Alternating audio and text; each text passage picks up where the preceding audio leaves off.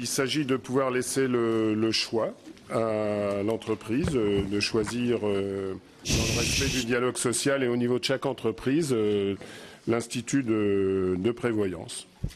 Il faut se souvenir qu'au début de cet accord national, la clause de désignation avait disparu. C'est un fait, vous le savez, et elle a été réintroduite. On ne sait pas par qui, mais on doit s'en douter, vous le savez aussi. Ça a été réintroduit pour finalement imposer un processus monopolistique. Il n'y a rien d'autre, c'est un processus monopolistique. Et pourquoi ? Parce qu'une clause de désignation, ça favorise plutôt certains groupes assurantiels au détriment d'autres.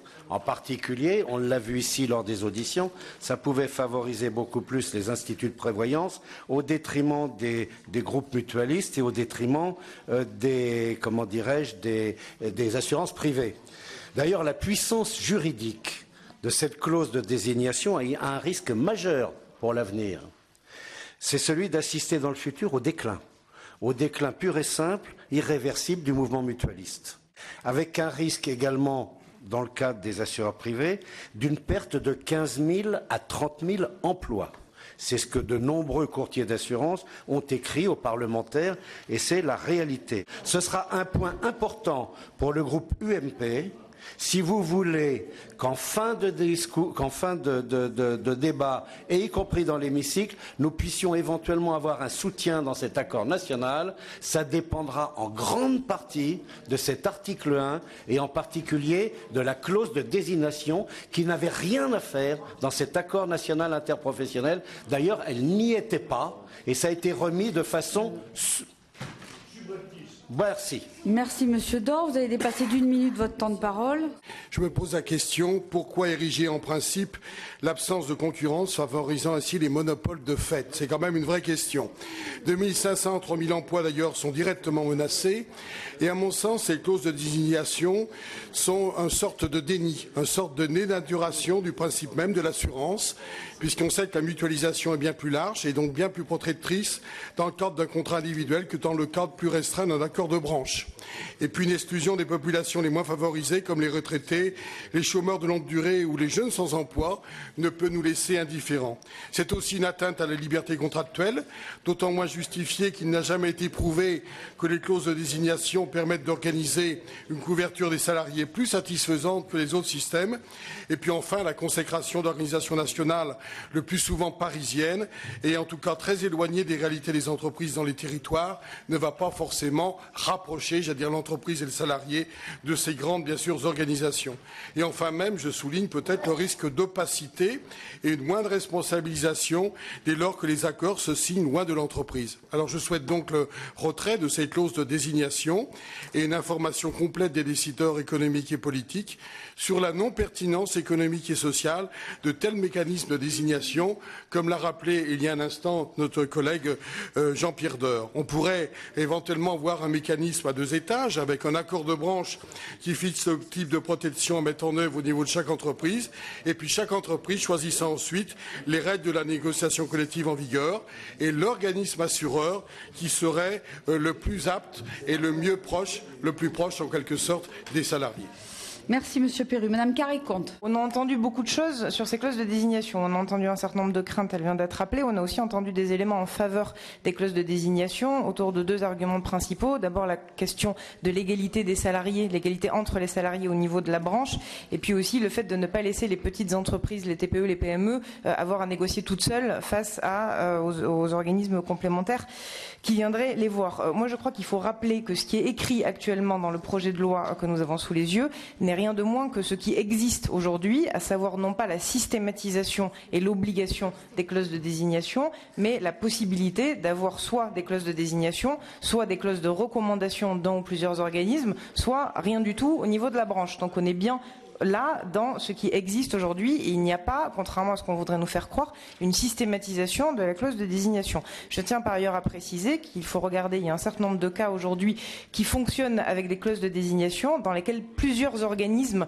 complémentaires ont pu être désignés dans le cadre de ces clauses. Donc à mon sens, le vrai débat n'est pas tant sur pour ou contre les clauses de désignation, mais sur les conditions des appels d'offres, et on aura l'occasion d'y revenir, mais il y aura un certain nombre d'éléments qui seront apportés, d'amendements à la discussion pour renforcer les éléments de transparence, et également la possibilité de pouvoir répondre à ces appels d'offres, notamment pour les petites mutuelles, où là encore, il y aura probablement des choses que nous pourrons améliorer. Je pense que le fait d'introduire cette clause de désignation, c'est aussi une fragilité juridique, dans la mesure où chacun sait que l'accord qui a été signé entre les MEDEF et un certain nombre de partenaires sociaux ne comprenait pas cette clause.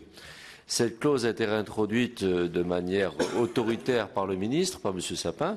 Et de toute façon, c'est très mauvais pour les entreprises et c'est très mauvais pour l'ensemble du mouvement mutualiste, comme Jean-Pierre Door l'a dit il y a quelques instants. Sur ce sujet, le fait que ce soit plus l'accord, parce que j'entends M. Tian qui a l'air effectivement d'être le représentant officiel d'un certain nombre de gens ici, et par rapport à cette question, il est vrai que dans le cadre du débat, et c'est un vrai débat politique, que nous sommes effectivement dans lequel nous sommes investis, les assurances privées, on le sait, dans le cadre de l'accord, pousser le MEDEF à rester sur un seul choix par rapport à effectivement la complémentaire santé. Je trouve normal que politiquement, à un moment donné, on laisse le débat à différents types de mesures et que les assurances privées dictent pas à tout le monde la façon dont on doit faire ses choix. Et donc pour nous, c'est une réelle avancée, mais c'est sûrement un choc politique qui effectivement se retrouvera demain dans l'hémicycle. Mais ça me semble assez évident. C'est pour ça qu'il y a une opposition aussi, une majorité. On est sur une ligne de crête. J'aurai l'occasion, moi, de le dire. Ce sera ma ligne de conduite, si je puis dire, dans tout le débat. La ligne de crête, c'est d'essayer de coller au plus près de l'accord. Parce que dès qu'on va déroger un peu d'un côté ou de l'autre, vous allez froisser et fragiliser l'adoption du texte par l'Assemblée nationale. Cette mesure n'était pas dans l'accord. Et depuis, effectivement, le MEDEF, pourquoi pas le citer le MEDEF, j'aurai l'occasion de citer les syndicats de salariés plus tard, le MEDEF a dit qu'il ne se reconnaissait pas dans cette mesure. Je trouve que c'est très dommage pour une mesure qui est finalement technique, qui ne constitue pas une avancée, qu'on prenne ce risque de fragilisation. D'autant que la possibilité qui est donnée, elle est sur le même plan qu'à la fois la liberté ou la recommandation. On n'a même pas mis en avant d'abord la liberté, puis la recommandation, et vraiment à défaut cette clause de désignation. Et donc, moi, je pense que, par ailleurs, Madame la Présidente, je ne pense pas que dans l'étude d'impact, il y ait la moindre référence au risque que cette clause rajoutée fait courir au secteur des métiers. Et franchement, mes chers collègues, si, en adoptant cette clause, on fragilisait en effet 20 ou 30 000 emplois dans le secteur de l'assurance, je pense que ce n'est pas du tout votre objectif. Donc je pense qu'on devrait en effet entendre cette demande de suppression. Moi, j'avais cru comprendre que le gouvernement disait tout l'accord, rien que l'accord. Or, moi, je lis l'accord interprofessionnel, je l'ai sous les yeux. Les partenaires sociaux de la branche laisseront aux entreprises la liberté de retenir le ou les organismes assureurs de leur choix. C'est l'accord. Quand on lit le texte, ce n'est pas ça. C'est la négociation donc des branches porte les modalités de choix de l'assureur. Ce qui veut dire que c'est bien une clause de désignation qui est dans le texte, alors que de l'autre côté, c'est une clause de recommandation. Puisque le texte de l'ANI indique, toutefois, ils pourront, s'ils le souhaitent, recommander aux entreprises de s'adresser à tel ou tel. Ce n'est pas la même chose. Dans l'ANI, il n'est pas question de clause de désignation. Or, elle est transcrite dans le texte sur l'alinéa 4 en disant les modalités de choix de l'assureur. Point. Donc il y a véritablement un choix des modalités de choix de l'assureur. Et dans l'exposé des motifs, il est indiqué, l'article 1er modifie également l'article L 912-1 du Code de la Sécurité sociale pour préciser que dans le cas où une branche choisirait d'identifier un ou plusieurs organismes sous la forme d'une désignation s'imposant à ces entreprises. Donc c'est bien indiqué dans l'exposé des motifs qu'il y a bien cette clause de désignation et cette obligation. Alors qu'en fait, pourquoi rajouter cette clause alors qu'en fait le texte de l'ANI se suffisait à lui-même? C'est très louable de vouloir défendre les petits entreprises, enfin les salariés des petites entreprises, mais ce n'est qu'une illusion. Les institutions de prévoyance étaient 80 en 2001, elles sont 47 aujourd'hui. D'ici 5 ans, elles seront plus que 10. Donc je vois pas les petites filières le choix qu'elles auront. pour négocier des tarifs au niveau des complémentaires santé. C'est vraiment illusoire de laisser penser ça.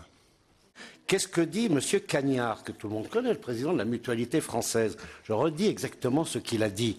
Nous regrettons le fait que la traduction législative ne soit pas le reflet exact du texte qui a été signé par les partenaires sociaux. Le texte réintroduit cette clause et ce n'est donc pas bon pour l'avenir du mouvement mutualiste. Alors voilà, il faut aussi rappeler les choses. Quand on dit je défends, oui, le groupement mutualiste, je le défends également. Et je crois que le monopole du choix des assureurs est une erreur fondamentale. Et je reviens en disant que cet amendement, il faut le voter. Dans le cas contraire, nous aurons du mal à soutenir l'ensemble de ce texte de loi, je vous le certifie. Il y a un double discours. Il y a celui du MEDEF au travers de la FFSA a arraché manifestement cette signature, et il y a la lecture de l'UPA au travers de son président qui nous a clairement dit qu'il était favorable, il n'y a pas que la CGT pour nommer les choses, l'UPA est favorable aux clauses d'indignation. Donc la lecture qu'en fait le gouvernement, à savoir laissez-moi parler, à savoir un équilibre, retrouvé dans le texte qui n'était plus dans l'ANI, alors qu'on sait bien que le MEDEF, avec la FFSA, a tordu le bras de l'UPA au moment de la signature. La réalité, c'est que le gouvernement, sagement, a rétabli un équilibre dans ce texte, et c'est pour ça que j'engage mes collègues à repousser votre amendement. Je les invite à relire l'accord lui-même, puisque si vous regardez ce qui est écrit et rappelé à la page 67 de l'étude d'impact, il est simplement rappelé que les parties signataires de l'accord du 11 janvier 2013 ont décidé de constituer un groupe de travail paritaire dont l'objet sera de définir dans un délai de 3 mois les conditions et les modalités d'une procédure transparente de mise en concurrence, tant lors de la mise en place de la couverture que lors du réexamen périodique du ou des organismes assureurs désignés ou recommandés. C'est le texte de l'accord lui-même. Donc, si vous voulez renvoyer à l'accord, vous pouvez le faire, mais lisez-le. Je vais essayer d'aborder de manière synthétique les différents points. La première, c'est le mauvais coup, soi-disant, donné au secteur mutualiste. Moi, j'ai auditionné le président de la mutualité, qui nous a dit d'abord sur le secteur de la mutualité, cet accord, pour lui, n'aura un impact ni positif ni négatif. Parce qu'il est capable de répondre à des clauses de désignation ou de recommandation. Il a aussi la possibilité de répondre entreprise par entreprise. Ce que nous a dit en revanche Étienne Cagnard et son interrogation, c'est plutôt lié à un modèle qui, pour la mutualité, est plutôt régional d'ailleurs qu'entreprise par entreprise, avec un argument par exemple qui était de dire le panier de soins devrait pouvoir être adapté par région, nous citant l'exemple des dépassements d'honoraires, en disant prise en charge à 150% des dépassements d'honoraires. En région parisienne, ça paraît sensé. Dans certaines régions, c'est 120% en moyenne, et donc ça pourrait avoir une tendance inflationniste. C'est ça que défend, au fond, la mutualité. C'est ça le point de divergence. Ce n'est pas du tout un effet de déstabilisation lié au mode de désignation. Nous, sur le fond, considère que pour faire une bonne mutualisation, et toutes les auditions qu'on a pu mener, le niveau le plus élevé, le plus favorable à la mutualisation. Et là, Monsieur Dor, on a une divergence, je pense, d'appréciation politique. On considère qu'une assurance entreprise par entreprise va conduire à des différenciations de tarifs qui ne permettront pas d'une égalité face à quelque chose qui nous paraît un bien essentiel. Et d'ailleurs, ce débat politique qu'on a, il retransparaît aussi à travers les clauses de désignation, parce qu'au fond, bien sûr qu'on souhaite qu'il y ait une mise en concurrence, et le groupe socialiste déposera des amendements en ce sens. Mais à la limite, on n'est pas gêné, nous, par le fait qu'une branche puisse gérer paritairement la mutuelle, la complémentaire santé qui lui est applicable. À la limite, s'il n'y avait pas de clause de désignation et qu'il y a un régime type assurance chômage, branche par branche, pour prendre en charge la complémentaire santé, ce modèle ne nous gêne pas, même si on n'en est pas là. Le deuxième point concerne le respect de l'accord. On peut s'amuser à faire toute la soirée une exégèse de l'accord. Il faut reconnaître, que L'accord dit en 3 phrases tout et son contraire. Première phrase, liberté de choix. Deuxième phrase, toutefois on peut recommander. Troisième phrase, on peut, je vous la lis très précisément, les accords pourront définir, quels que soient les organismes éventuellement recommandés, les contributions dédiées au financement de l'objectif de solidarité, notamment pour l'action sociale et la constitution de droits non contributifs. Attendez, laissez-moi Seul le rapporteur poursuivre. a la parole.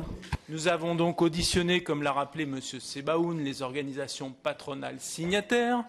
Il ne vous a pas échappé que la veille de la conclusion de l'accord, 2 organisations patronales sur 3 ont fait un clash sur cette question, qu'elles ont obtenu notamment pour l'action sociale, et que pour eux, elles ont obtenu en ça, non pas l'obligation des clauses de désignation, mais le refus de l'interdiction, puisque le Code de la sécurité sociale, dans l'article L912-1, lie les actions de mutualisation à l'obligation d'assurer toutes les entreprises à un même organisme et donc à une clause de désignation. Voilà la réalité. Donc on peut faire une exégèse de ça. La réalité, c'est que la délégation patronale n'a pas réussi à se mettre d'accord sur cette affaire-là et ça nous a été dit après l'accord national interprofessionnel. Oui, mais elles ont signé 3 phrases qui veulent dire leur contraire. La première, c'est 1, liberté de choix, 2, recommandations, 3, clause de désignation. Et donc, à travers ça, le ministre a fait en tout cas un choix clair, et là je rejoins M. Cavard, qui est de dire que nous souhaitons, autant que possible, qu'il puisse y avoir des organismes qui soient uniques au niveau des branches, parce que ça nous paraît meilleur pour créer de la mutualisation, c'est-à-dire que les entreprises aient l'accès au même prix. On nous a cité l'exemple d'une petite entreprise qui aurait 3 salariés âgés de plus de 55 ans par rapport à la même qui aurait 3 salariés jeunes. Le prix d'affiliation est le double. Voilà, c'est ça la réalité. Donc, est-ce qu'on veut qu'il y ait des conditions d'accès égales? Est-ce qu'on veut qu'on puisse mettre des actions de prévention? Et moi, je n'accepte pas qu'on parle de conflit d'intérêts s'agissant de l'UPA. Je crois qu'il ne faut pas s'engager sur ce terrain-là. L'UPA représente les petites entreprises. Une petite entreprise de se trouver une mutuelle collective, individuelle, si je puis m'exprimer ainsi, vous savez très bien que ce n'est pas du tout réaliste d'imaginer ça et qu'en réalité tous les secteurs qui ont des petites entreprises auront besoin, au moins pour une partie du secteur, d'avoir accès à cette mutualité. C'est un enjeu essentiel pour l'égalité des droits des salariés entre les petites entreprises et les grandes entreprises. Et c'est pour cette raison que l'UPA défend la possibilité de clause de désignation. Donc je crois qu'il faut respecter ce choix-là et pas le caricaturer en parlant de conflit d'intérêts. Pour moi, les instituts de prévoyance sont tout aussi respectables que toutes les autres structures. Après, j'ai bien entendu que vous conditionnez votre vote à ça. C'est votre responsabilité politique. En tout cas, nous sommes assurés qu'en procédant ainsi, on œuvre pour l'intérêt collectif. Donc, avis défavorable. Si j'ai parlé de conflit d'intérêts, c'est que j'ai participé à l'audition aussi. Le président de la Fédération des boulangers a inscrit auprès de tous les boulangers de France un institut de prévoyance dont il est également membre du conseil d'administration, sinon le président de cet institut de prévoyance. Voilà où est le conflit d'intérêts. On est juge et partie. Je pense qu'un président de fédération n'a pas non plus à siéger à la fois sur le plan professionnel et à la fois sur le plan de l'assurance. Et c'est ça ce conflit d'intérêts. Je pense qu'on est assez en marge des conflits d'intérêts depuis des années ensemble pour savoir ce qu'est un conflit d'intérêts. Donc je confirme.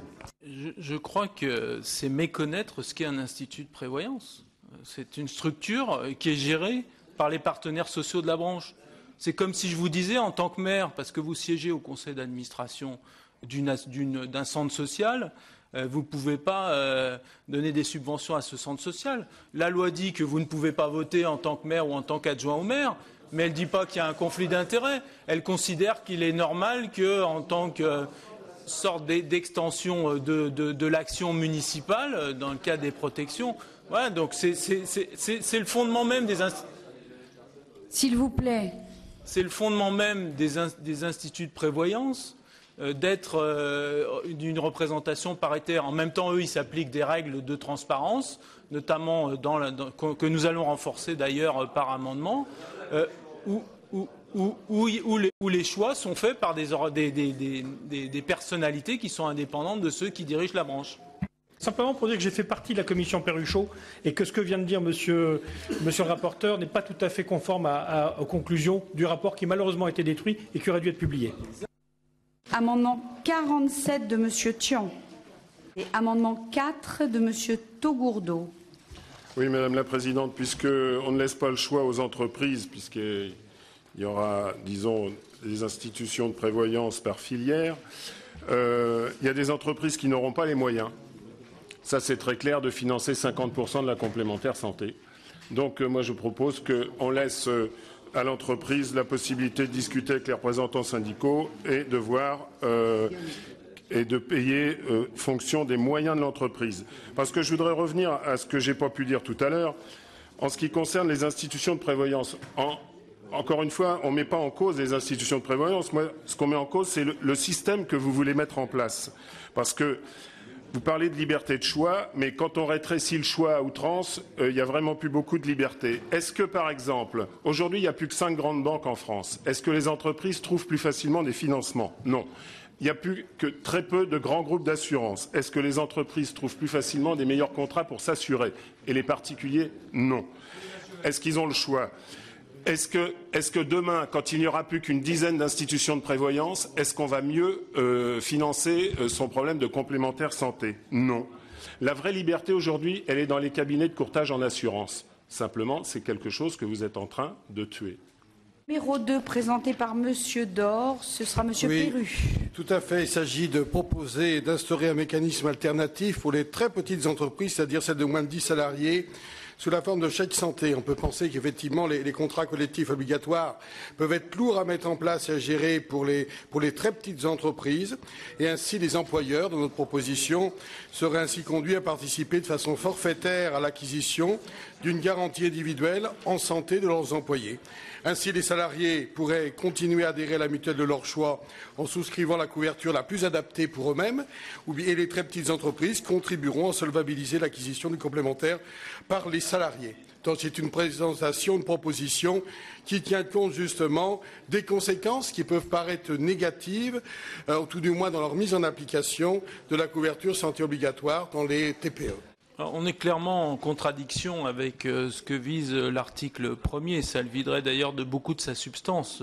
Les représentants des petites entreprises, l'UPA et la CGPME notamment, souhaitent qu'il y ait des organismes complémentaires, si possible de branche, même s'ils ont accepté que ce ne soit pas exclusivement de branche, pour pouvoir répondre à cette situation. Ils considèrent que c'est ce qui leur apportera les meilleures garanties en matière d'accès à des prix raisonnables, à des garanties pour leurs salariés, et qui leur permettra, ce qui leur semble indispensable, au moins dans un certain nombre de secteurs, de mener des actions de prévention au niveau des branches. Et l'amendement que vous proposez, en ramenant à la question de l'entreprise cela et en supprimant toute forme de mutualisation, ne le permet pas. Donc avis défavorable. Chers collègues, moi je suis assez surpris de ces amendements de l'opposition, Monsieur Taugourdeau tout à l'heure, alors plus collectivement, messieurs Dor, Perru maintenant, qui, si on les votait, contribueraient à vider l'accord de son sens, ou en tout cas à le détricoter, voire à la défigurer. Et c'est d'autant plus paradoxal que vous nous disiez tout à l'heure, je crois que c'était Monsieur Dor, que l'autre Monsieur Dor, vous nous disiez, mais nous allons conditionner notre vote au respect de l'accord. L'objectif, c'est pas en l'occurrence ici, de revenir sur les termes de l'accord, c'est de proposer une autre modalité complémentaire qui, à mon avis, ne se heurte pas et ne réduit pas du tout la portée de l'accord. C'est au contraire une facilité qui est donnée, une facilité supplémentaire. Il me semble que c'est plutôt comme ça qu'il faut le lire, chers collègues.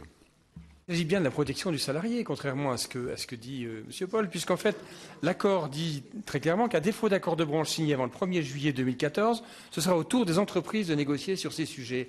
Et là, on va bien arriver après, en 2014, avec un certain nombre d'entreprises qui n'auront pas conclu, de branches qui n'auront pas conclu, et donc on aura des entreprises qui vont négocier. Donc protégeons les salariés. Effectivement, cet amendement s'appliquera après 2014. Merci, Monsieur Cherpion. Monsieur le rapporteur. Non, mais on ne va pas argumenter indéfiniment. Simplement, le risque qu'elle peut conduire votre amendement, c'est qu'il fasse obstacle à la mutualisation in fine. Alors certes, il y a l'étape accord de branche préalable, mais ensuite, ça se transformera en un chèque, quoi. Voilà. Donc c'est une mesure pouvoir d'achat et c'est plus du tout une mesure liée de contribution à l'achat d'une mutuelle. C'est plus du tout une mesure de mutuelle collective, quoi. L'article 1er, on revient au même sujet, du présent de loi organise la mise en place de la généralisation de cette complémentaire santé. Il n'a pas été question de privilégier le choix de l'entreprise. Or, le projet de loi a introduit cette disposition contraire au principe de liberté. Et je pense que ne pas laisser le choix aux entreprises, la liberté du choix de l'assureur, c'est prendre le risque d'un abus de position dominante dans certaines institutions. Cet amendement vise donc à supprimer toute référence à une clause de désignation qui dénature l'accord du 11 janvier. Nous faisons confiance aux branches pour prendre les meilleures décisions pour les entreprises et les salariés de leur secteur, soit la désignation, soit la recommandation, soit la liberté de choix. Amendement 54 de Monsieur Vercamer.